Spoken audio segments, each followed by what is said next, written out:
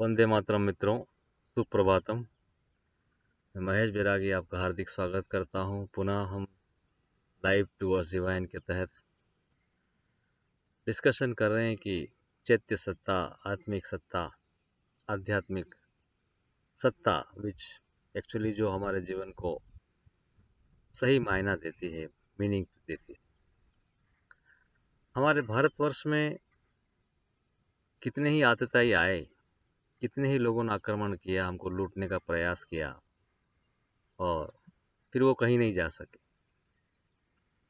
श्री अरविंद से किसी ने पूछा कि ये जो हम भारत माँ को दुर्गा का स्वरूप मानते हैं, तो ये सब लोग आके आक्रमण करते हैं, तो क्या दुर्गा में वो शक्ति नहीं कि इनका नाश कर सके?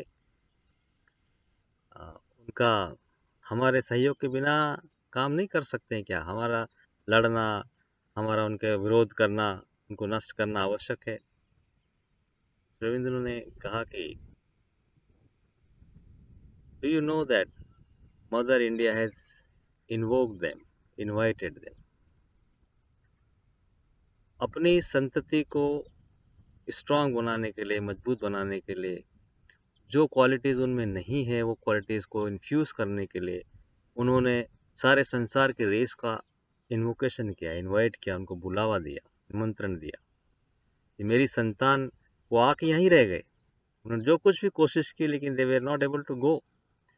Most of them were here, सब यहीं रहे। क्यों रहे? ये भारत माँ की इच्छा थी कि मेरी संतति उन्नत हो, हमारे यहाँ वो सब क्वालिटीज़ हो जो सारे संसार को रिप्रेजेंट कर सके। हम बहुत सुपरफिशियल लाइफ लीड करते हैं मित्रों, बहुत बहुत सतह पर जीवन जीते हैं। उसके पीछे के सत्य को समझने का प्रयास हमारे अंदर माध्यता नहीं है, उसकी हमारी कैपेसिटी नहीं होती और हम उसको एक सर्टिफिकेट दे देते हैं, टैग लगा देते हैं कि ये ऐसा ही है। मैं कल बात कर रहा था कि जहांगीर के बारे में, कि उनका एक क्वालिटी थी, उनका जहांगीर का अदल इंसाफ आज भी माना जाता है, लोग उसका उनको याद करते हैं।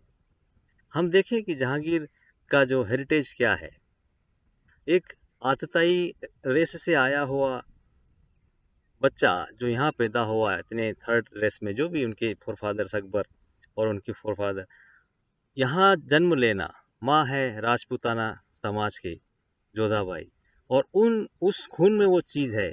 देखिए, डिवाइन डजंट वर्क। ईश्वर कोई साधारण मानवीय दृष्टिकोण से कार्य नहीं करते हैं। उसमें भी कैसे डिवाइन क्वालिटी को इन्फ्यूज कर सकते हैं, अपलिफ्ट कर सकते हैं, वहाँ भी क्या पॉसिबिलिटीज हो सकती है, वो ईश्वर देखते हैं मित्रों। जहांगीर का अदल इंसाफ, वो जो उसने एक सोने का गोंग लगाया था, वो घंटा लगाया था जिसको आप बजा सकते हैं, कहाँ से आता है? कोई आतताई व्यक्ति के अंदर ये भाव आ सकता है कि मैं न्याय करूं? मेरा पहला कर्तव्य है कि मैं जजमेंट उसी समय दिया जाए। किसी को कष्ट है, परेशानी है, मेरे राज्य में कोई तकलीफ है, ये ईश्वर करवा सकता है। और तब करवा सकता है जब हमारे कोई साइकिक फ्लेम हो, कोई चैत्य सत्ता की तरफ हमारा ध्यान हो, कोई हमारे अंदर अभिप्सा हो कि मेरा जीवन ईश्वर के लिए, उच्च मार्ग के लिए, सत्य के लिए, प्रकाश के लिए चले।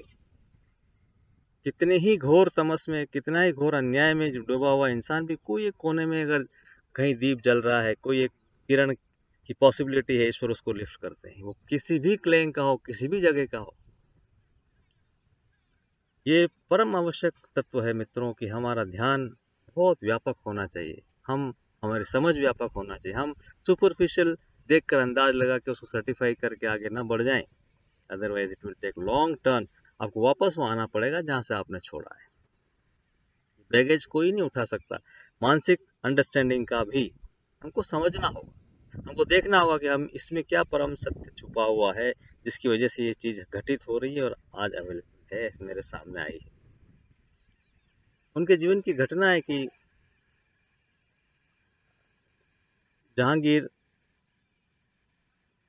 के जीवन में ऐसा हुआ कि एक धोबी का शिकार हो गया। मतलब धोबी के ऊपर तीर चला और धोबी की मृत्यु हो गई। शाम का समय था, रानी साहिबा शिकार पर निकली हुई थी और उन्होंने कोई आवाज़ सुनी, और क्योंकि शब्द भेदी बाण की उनकी कला थी, एरो वॉज शूट और वो धोबी मर गया। अब जैसा कि अदर इंसाफ है जहांगीर का, तो धोबन अपने पति को वहां लाके उसने गोंग बजाया और उसके पति को वहां लिटा दिया। सुन के जहांगीर ने देखा क्या बात है, राज्य में प्रस्तुत किया गया, तीर निकाला गया, तो वो तीर शाही परिवार का तीर है और वो रानी साहिबा यूज कर रही हैं। इंस्टेंटली उन्होंने बोला अभी हाल उनको पेश किया जाए। अब सब सभा है, शाम का समय है, और धोबन ने कहा कि महाराज, ये तीर आपके परिवार का है और मेरे पति की जान चली गई, हम अनाथ हो गए, अब हमारे जीवन में कौन क्या है। जहांगीर ने कंफर्म करवाया कि हाँ साहब, ये शाही परिवार का महारानी साहिबा। पूछा गया कि क्या हुआ, बोले मैं शिकार के लिए गई थी और मुझे लगा कोई जानवर पानी पी रहा है, मैंने गलती से तीर चला दिया और क्षमा चाहती हूँ, अब मैं इसके क्या कर सकता।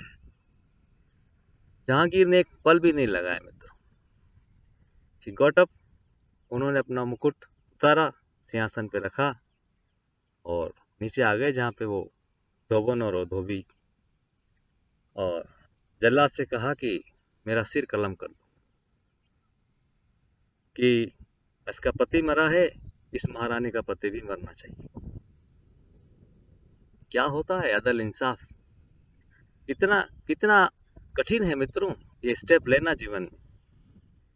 और ही मीन्ट इट, ऐसा नहीं कि दुनिया को दिखाने के लिए कि यू रिमूव माई हेड, यही न्याय हो सकता है।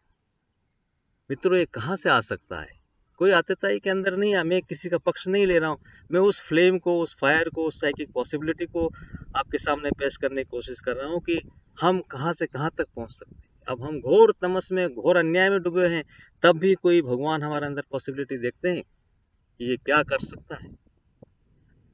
तो वो धोबन उनके चरणों में गिर गई, महाराज मैंने अपना पति तो खोया है, विधवा हो गई, लेकिन मैं नहीं चाहता हूँ कि कितना श्रेष्ठ राजा चला जाए संसार से, जिसके अंदर ये मादा है, कैपेसिटी है कि एक न्याय के लिए अपना सिर कलम करवा सके।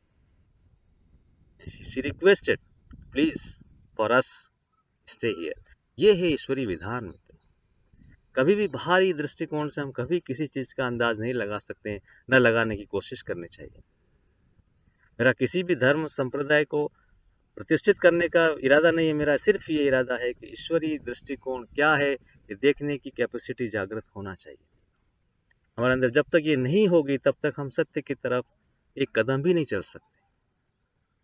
कितने भी मॉरल हो जाए, कितने भी सत्यवादी हो जाए, कितने भी कुछ हो जाए, लेकिन it will not take one step towards divine, चल नहीं सकते।